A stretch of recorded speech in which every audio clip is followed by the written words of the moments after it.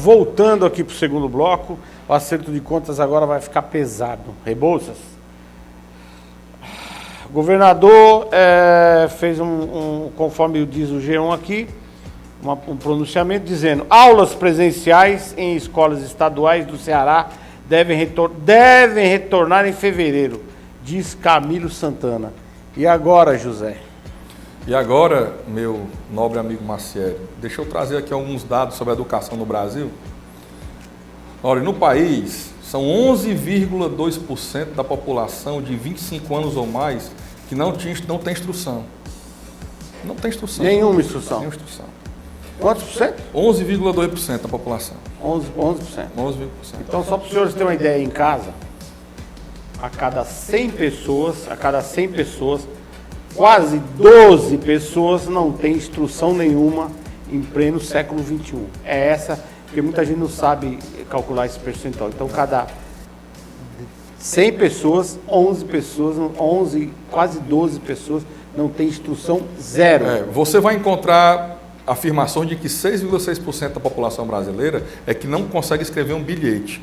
Mas aí é o cara que não consegue escrever o próprio nome. Uma pessoa que consegue escrever um bilhete ou até uma frase completa não quer dizer que ela tem alguma instrução, não.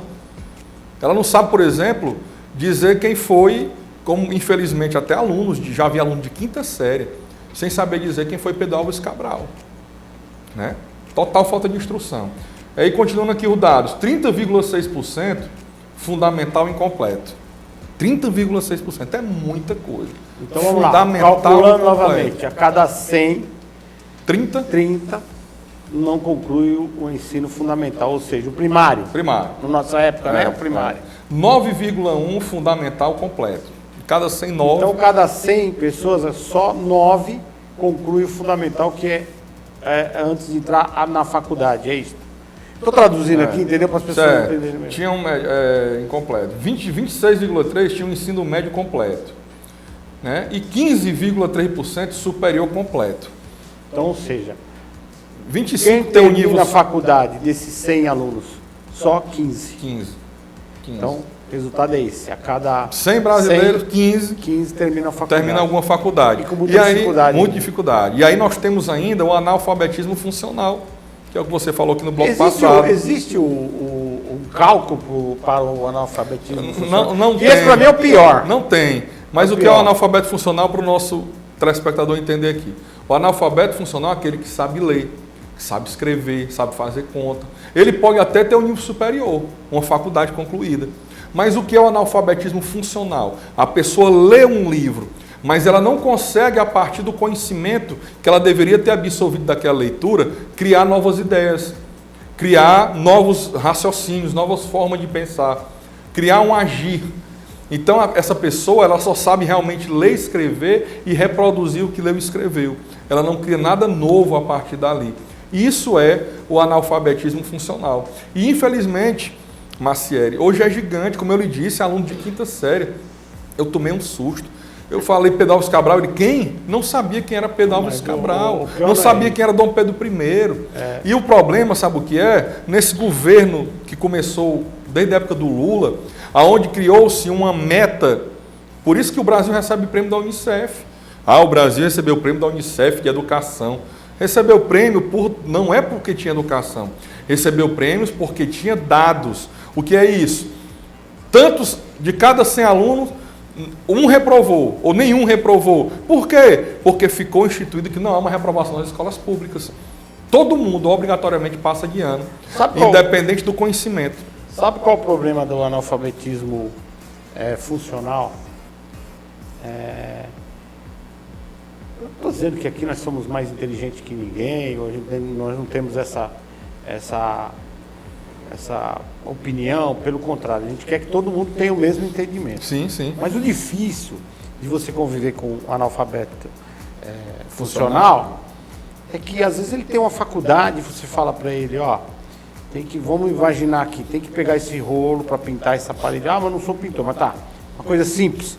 Pega esse rolo, passa aqui na tinta e passa na parede, o rolinho vai pintando, vai cobrindo a camada, você está fazendo a pintura. Ele não consegue entender. Sem a ordem e sem mostrar, ele não consegue. Não consegue entender. E o problema aqui, que você perguntou inicialmente, agora eu vou lhe responder, sobre a questão das aulas, olhe lá se voltarem em fevereiro. Em um país que nós temos uma gravidade dessas de educação, em um país onde até muitos que são formados são analfabetos funcionais, como é que eu posso ter o único país do mundo que ficou 9 meses até agora, dezembro de 2020, 9 meses sem aula presencial? Único país do mundo. Os outros países que já são desenvolvidos exatamente porque dão importância à educação... Não, se voltar em fevereiro, não vai ficar um ano. Se não voltar em fevereiro... E eu não acredito, essa questão de ensino à distância, não acredito. Nunca acreditei. Para mim não é uma coisa que funciona. Eu acho que para ter o ensino à distância, teriam que ser pessoas já muito bem preparadas de intelecto, de entendimento, entenda o que eu estou falando, justamente do alfabetismo funcional. Ou seja, pessoas que têm facilidade de entender, o ensino à distância funciona. Aqueles que não têm, não funciona, não vai para lugar nenhum, entendeu?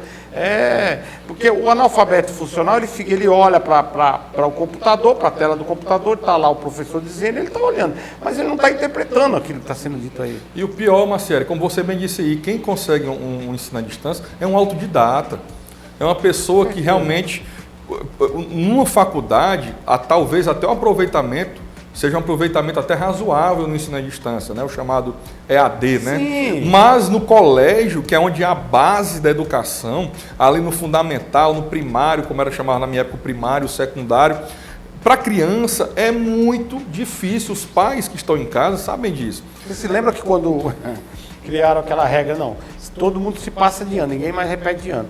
Teve cara que chegou aí no 5º ano do colégio, não sei agora como que se fala, no meu tempo era o 5º ano, né? O primário, depois começava o ginásio, ou seja, no 5º ano já era o ginásio, sem saber ler e escrever. E o pior, sabe o que é? Que só piora, no Brasil só piora a educação. Eu não peguei, mas na época do meu pai existia um negócio chamado exame admissional. Na minha época eu já peguei o quê? Primeiro grau, que era até a 8ª série, depois o 2º grau, que era o primeiro ano, o 2º e 3º ano. O exame admissional, mas só para o pessoal que não tem esse dado em casa. O exame admissional era um tipo de vestibular que o aluno fazia para passar do primeiro grau menor, né, do primeiro grau maior para o 2º grau. Era chamado exame admissional. Era o terror dos alunos, eles tinham que fazer um vestibular já dentro do colégio. Acabaram com isso. Depois ficou o vestibular, onde era muito pesado. Hoje em dia, vestibular nas faculdades brasileiras, sabe como é? Você vai sozinho, senta na frente de um computador, faz uma prova digital e todo mundo é aprovado. Eu não conheço ninguém que foi aprovado em um vestibular, em faculdade particular no Brasil, de 10 anos para cá. Eu só queria entender o seguinte, vamos lá. Covid, ele está aí, é uma tragédia, do meu ponto de vista, é uma tragédia. É uma tragédia. É uma tragédia, é muito cruel. Porém, vamos analisar friamente a questão da escola. Vamos lá. Covid, os pais saem para trabalhar, os filhos estão ficando em casa. O índice de contaminação, obviamente, é muito maior naqueles ônibus lotados. Muito maior. Nos trens. Muito maior. Do que a criança está na escola, na guarda do seu professor, tendo educação, tendo o lazer educacional, vamos dizer assim, aquelas crianças mais novinhas que só vão na escola para interagir, para brincar, do que ficar trancado em casa. Quer dizer, não existe lógica. Se criar uma regra para o shopping center, se criar uma regra, nós debatemos isso no último programa, é o seguinte, diminuir as quantidades de ônibus em circulação na cidade. Ora, meu Deus. É falta de inteligência. Não, é analfabeto funcional. É uma coisa tão absurda. É óbvio que se diminuir os ônibus, mas para combater a Covid, o pessoal vai se enlatar mais, vamos dizer assim, igual o sardinha em lata, dentro daqueles... E vai aumentar a contaminação. Ônibus. Por que ele precisa se enlatar? O termo que eu estou usando aqui pode ser um pouco agressivo. Por que ele precisa se enlatar? Porque ele precisa trabalhar, porque ele precisa justamente trazer alimento para sua casa, ele precisa se subsidiar e criar esse filho que não vai na escola. Eu acho que isso aí é um pouco de comodidade do governo em relação não vamos se preocupar, deixa esses meninos em casa. Só pode ser isso, porque não justifica. Na verdade, existem interesses aí obscuros que nem nós podemos saber quais são. Eu não quero nem entrar nesse método. Eu só queria entender. Porque não tem lógica. Eu só queria entender. Tem sentido. E aqueles pais, vamos lá, gente. E aqueles pais que têm que trabalhar, que o pai é pedreiro, a mãe é empregada doméstica, tem que sair de casa às 5h30 da manhã, deixar o filho na creche às 6, 6h30, 7 horas, para passar o dia na creche, para eles poderem trabalhar para subsidiar a família. Como é que vai fazer? Eu queria que, se alguém aí do governo criou essa lei, me respondesse. Como é que vai fazer? Como é que nós vamos resolver isso? A questão não é olhar só para si, a questão é olhar para uma sociedade. A maioria. Que a maioria anda de ônibus. É que falta.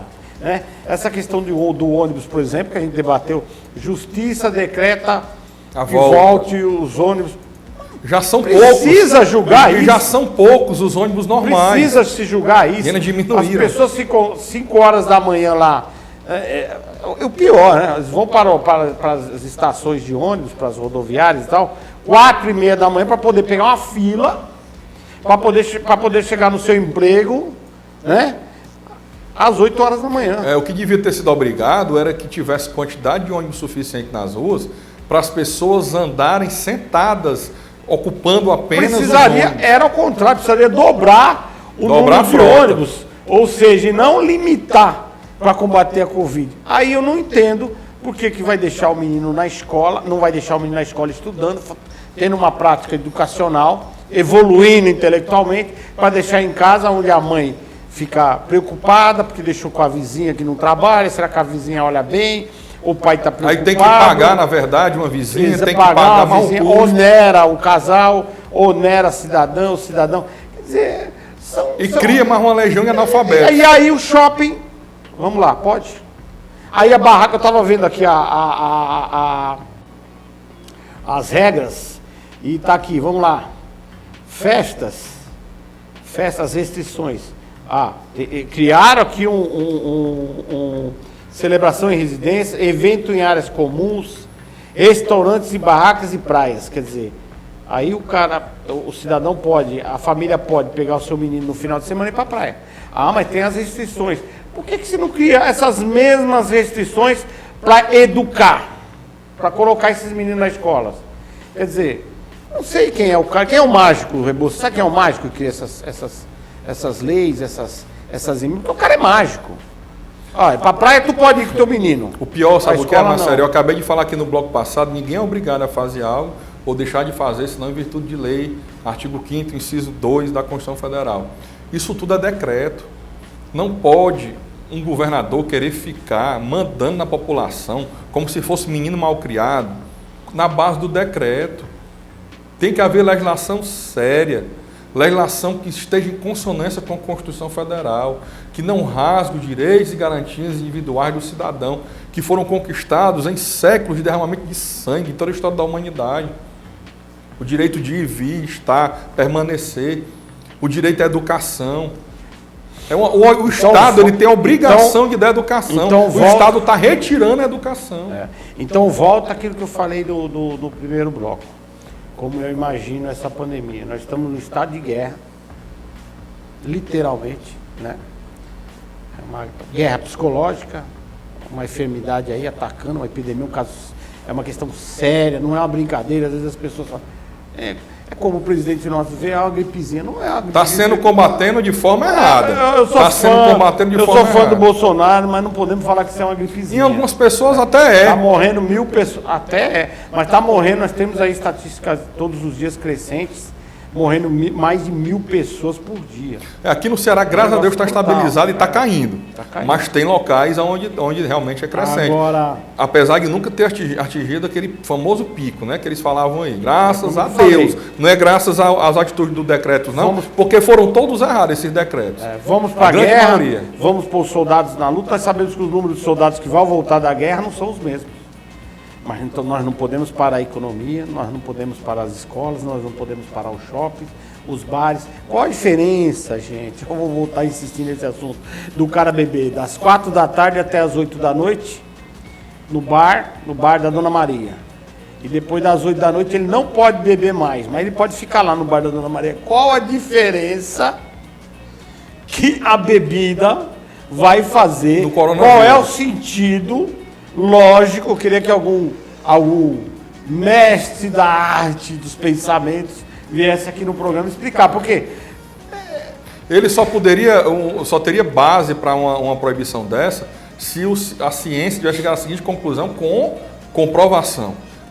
A pessoa que ingere bebida alcoólica tem maior propensão ou mais propício a ser infectada pelo coronavírus. Propensão, né? Ou é mais propício de ser afetado pelo coronavírus. Aí tudo bem. Sim, determinado horário. Existe. A estatística deu que a partir das 8 da noite, ninguém sabe como, mas o vírus anda mais, contamina mais, e se quem usa álcool é mais contaminado. Bom, se tivesse uma questão científica de comprovação, eu concordaria. Você viu a desculpa que o Ratinho Júnior deu?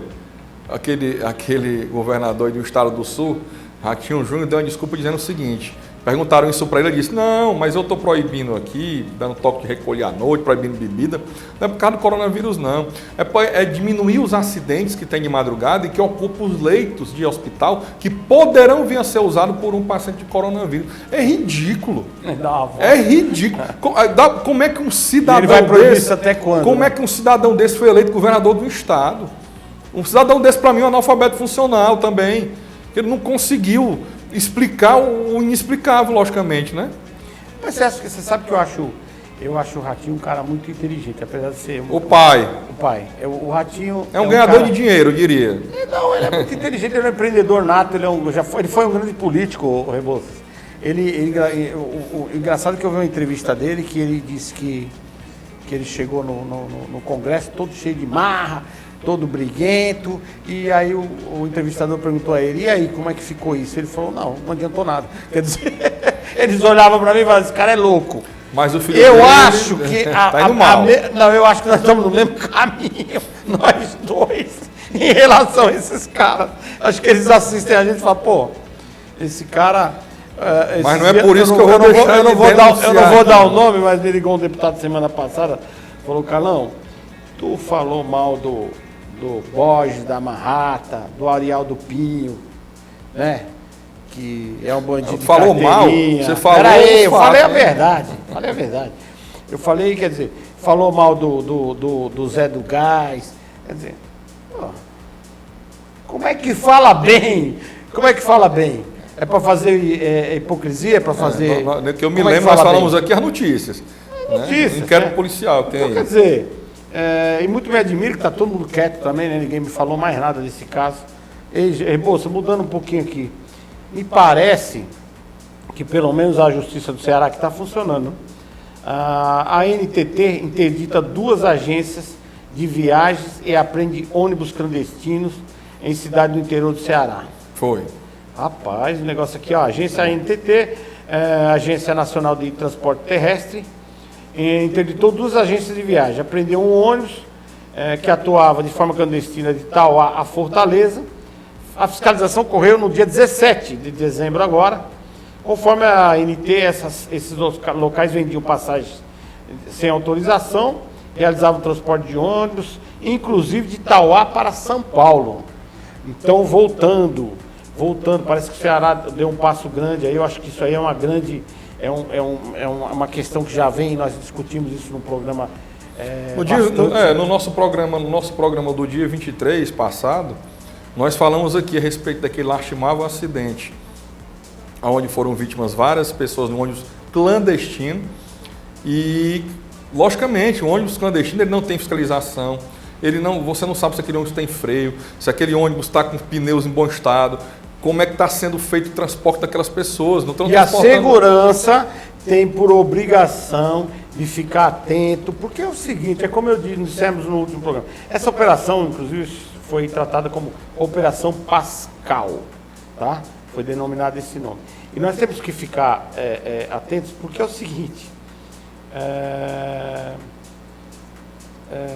como é que pode um ônibus... Vou perguntar para você, tenta me explicar, Rebouças. Como é que pode um ônibus sair de Tauá, no Ceará? Quantos quilômetros nós temos do Ceará a São Paulo? 4 mil? Por aí. 4 mil quilômetros. Passar por várias barreiras da Polícia Federal, da Polícia Estadual e obviamente que esses ônibus é notório que são clandestinos. Como é que passa? Só tem uma explicação: corrupção. Porque como é que sai? como é que sai, porque se sabe onde vem a passagem, se sabe de onde é que ele parte, as agências estão, onde é que estão vendendo, de onde é que está saindo, como é que deixam esses ônibus saírem sem ser de uma empresa que seja devidamente cadastrada nos órgãos, né, de fiscalização do transporte público de cada estado, de cada município. Como é que esses ônibus partem lotados de passageiros que estão ali pagando sua passagem? Muitos talvez não sabem nem que aquele ônibus é clandestino, outros irresponsavelmente colocam o seu filho ali dentro daquele ônibus e colocam a própria vida dentro de um ônibus clandestino, porque o trânsito não é brincadeira. O trânsito, até para quem anda todo correto, todo com equipamento em dia, tem o seu risco. Imagine um transporte clandestino. O empresário visa o quê? Dinheiro. O empresário fiscalizado, ele vai... O empresário, abre aspas, o empresário correto vira o dinheiro, visa o dinheiro, porém, a questão de qualidade aos seus passageiros. Mas Marcieri, a segurança. O empresário desses outros, você sabe. Mas, Marcieri, tem muito empresário, eu estou falando isso aqui pela aviação civil. Né? Um comandante muito sério da aviação civil, eu vi ele dizendo o seguinte, que esses aviões de carreira, esses aviões comuns, né, das empresas aéreas, eles trabalham com risco quase zero. Aliás, quase zero não. Eles trabalham com a possibilidade de risco zero de acidente. Não tem negócio de peça remanufaturada, negócio de peça ajeitada, não. É tudo novo e trocado. Agora, muitas empresas de táxi aéreo, que não é esse avião de empresa que faz o voo comum e tudo, táxi aéreo, tanto de aviões como de helicópteros, ele diz que muitos usam peça recondicionada. Mas Rebouças, isso é tão notório, é como os ônibus. É como os ônibus clandestinos. Você viu que o nosso querido repórter da Band, que faleceu com a queda do helicóptero, o Bochai. Como é que... Me lembra aí, produção, o nome do repórter. Ricardo Bochai era? Ricardo Bochai. Uma coisa Bochai. Então... Eu não era muito fã das ideias dele não, mas foi uma tragédia. Aí vamos lá, fomos fazer a perícia no helicóptero do Bochai. Ainda bem que morreu o dono do helicóptero também, né? Morreu, foi? Morreu no acidente. Era piloto e dono. O que constataram na perícia? Que a peça principal do helicóptero, que é o rotor, uma peça que movimenta... Que faz girar a hélice. O rotor, não sei, enfim, eu não entendo aqui. Que a peça principal foi emprestada de alguém para colocar, para se passar na vistoria, e depois foi colocado a peça antiga com mais de 30 anos. Quer dizer, que consciência um cara desse tem? O avião daquele time, o avião que faltou combustível... aquilo foi combustível. Mas foi o quê? Ele poderia ter avisado alguns minutos antes e ter pedido preferência na aterrissagem. É lógico. E ele não fez isso porque pagaria uma multa, que é alta essa multa, por ter feito o voo com combustível sem combustível extra. Bom, a operação e aí matou um monte de gente. A Operação Pascal, desde o início no nosso país, vamos lá, vou dar os dados aqui. No início da operação, em julho, foram lavrados 2.560 autos de infração e gerou 1.230 apreensões direcionando para o transporte regular. Aproximadamente significa 37 mil passageiros que deixaram de viajar nesses ônibus clandestinos. Eu dou os parabéns aí à agência, espero que vocês continuem. Agora, não pode fazer só momentaneamente, né? Porque senão daqui a pouco os caras estão viajando novamente, estão circulando o país todo aí com esses ônibus que a gente não sabe nem de onde veio, nem como é, enfim. Você viu aquela questão da adaptação do terceiro eixo nos caminhões ou não? Não, vi não. Para aumentar, mas é cada um, eu vou te falar. Os caras estão, o caminhão lá é truco, né? 2 eixos. Os caras estão aumentando um terceiro eixo e a regularização era feita por Curitiba, do ex-prefeito de uma cidade de Curitiba, a empresa era dele, para suportar mais 10 mil quilos de carga a mais no caminhão. Ou seja, acaba com o asfalto.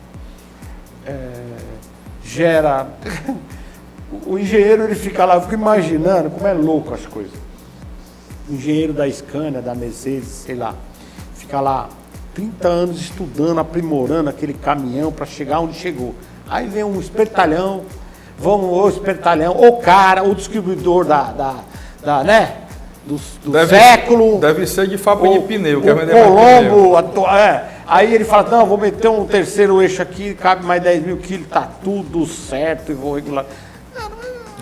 E Marcelo, aqui para a gente finalizar, estamos chegando aqui já ao fim do programa, e voltando aqui ao que nós conversamos no primeiro bloco, né, nós estamos chegando agora já próximos aí do dia 30, né, de dezembro, e temos aí, vai ser posto em prática, né, é o que foi dito pelo governo brasileiro, exigir exame negativo de Covid-19 para brasileiros e estrangeiros que forem ingressar no Brasil a partir do dia 30 de dezembro, medida que aquele exame PCR, que é aquele do cotonetezinho, não sei se nos Estados Unidos já tem essa obrigação. Tem que fazer a quarentena. A quarentena, mas não exige o exame. Não exige o exame. Exige tem o exame fazer também. A quarentena no Peru ou no México, qualquer lugar. E aí tem que apresentar o exame na hora que entra. Só que aqui é o seguinte, para entrar no Brasil, o exame tem que ter sido feito até 72 horas antes, ou seja, até 3 dias antes do ingresso no país. Eu acho umas restrições. Bom, mas vamos lá. Agora vamos falar de coisa boa. No terceiro bloco, nós vamos para o terceiro bloco e nós vamos falar o seguinte, cara, com tudo isso, vamos falar de coisa boa, pelo menos um pouquinho, né? É só tragédia. PIB do Ceará cresce acima da média do país no terceiro trimestre de 2020, ou seja, com pandemia, com toda essa tragédia que está ocorrendo aí, o PIB do Ceará, e me parece que nós estamos em 8º lugar, né? Dentro do país, e o nosso PIB é o 8º, que é um PIB bastante considerável. Então nós vamos falar um pouquinho agora no terceiro bloco de PIB, de agronegócio, de indústria. ICMS dos combustíveis. ICMS dos combustíveis, já já a gente volta. Tá pagando caro o teu combustível aí? Fica ligado, terceiro bloco.